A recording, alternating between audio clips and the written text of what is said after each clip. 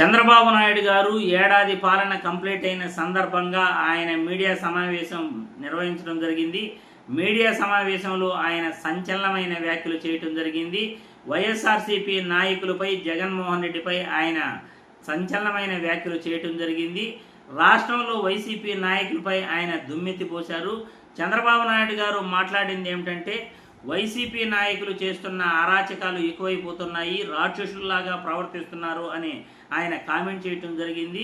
సొంత బాబాయిని చంపేసి ఆ కత్తి నా చేతికి ఇవ్వాలని ప్రయత్నించారు అని కూడా ఆయన కామెంట్ చేయటం జరిగింది.